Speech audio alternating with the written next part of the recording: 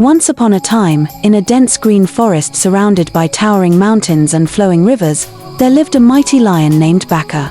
He was the strongest and fiercest animal in the land. With a golden mane shining like the sun, Baka roared so loud that even the leaves on the trees trembled. All the animals feared him, and no creature dared to cross his path. One summer, the rains failed, and the rivers dried up. Food became scarce, and the animals grew weak with hunger. But Baka, the lion, felt no hunger. Instead, he grew greedy.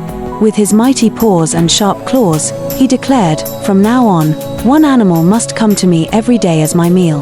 If you don't obey, I will hunt you all down." The animals had no choice. They gathered under the oldest banyan tree, their heads low, eyes filled with tears. The elephant sighed, "We have no strength left to fight. What shall we do?" The deer whispered, "Maybe it's better to send one every day than be hunted all at once." Reluctantly, the animals agreed to the lion's cruel demand. Each day, one animal was chosen.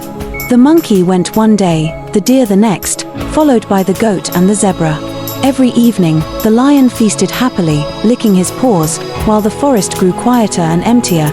Days turned into weeks, and the animals lived in fear, counting down whose turn would be next. Until, finally, the lot fell on a small, quiet rabbit named Mosi. Mosi was not the biggest or the strongest, but he was known for being clever and quick-witted. When the other animals told Mosi it was his turn, they cried, "Poor little Mosi, what can you do? The lion will swallow you whole in one bite." But Mosi simply smiled and said, "Don't worry. Let me try. Perhaps there is still a way to save us all." The next morning, Mosi woke up late, washed his soft fur slowly, and nibbled on a few tender leaves. By the time he made his way to the lion's den, the sun was high in the sky. The great lion, hungry and furious, growled, "You're late, little rabbit. I was waiting to eat you, and now I'm starving." Mosi bowed low and said, "O mighty king, I am truly sorry for my delay. But it is not my fault. You see, something terrible happened on the way." Baka narrowed his eyes.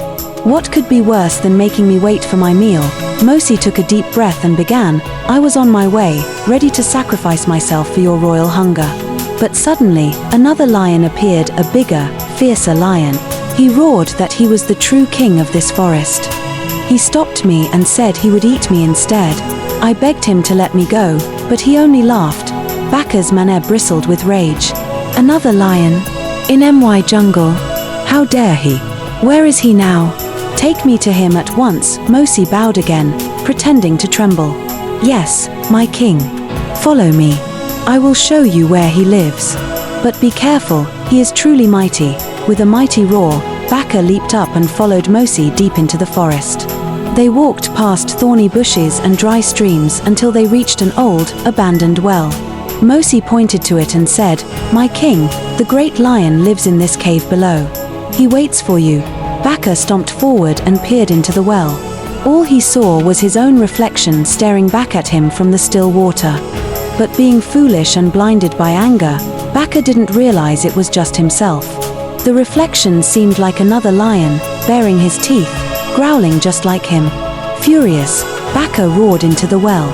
The sound bounced back, echoing loudly. "Come out and fight me, coward," he bellowed. The reflection roared back, mocking him. Enraged, Baka shouted, "You dare challenge me? I will end you." Without a second thought, the foolish lion leaped into the well, determined to destroy his enemy. With a great splash, Baka hit the water. He struggled, roared, and clawed, but the well was deep and the walls were slippery. No matter how hard he tried, he could not climb out. Soon, his roars grew weaker, and Baka, the mighty lion, drowned. Mosi stood at the edge of the well, watching silently.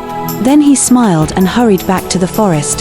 When the animals saw Mosi return alive, they were shocked. "Mosi, how are you still alive? What happened to the lion?" they cried. Mosi laughed and told them the whole story. The animals danced with joy, their hearts light for the first time in weeks. "You saved us, Mosi. Your cleverness defeated the cruel lion." From that day on, the forest was peaceful once again. The animals lived without fear, knowing that sometimes, the smallest among them could be the wisest. The rabbits were honored for their cleverness, and Mosi became a hero whose tale was told for generations. And so, the forest learned a valuable lesson. Strength may rule for a while, but wisdom will always find a way. Moral of the story: brains are mightier than brawn.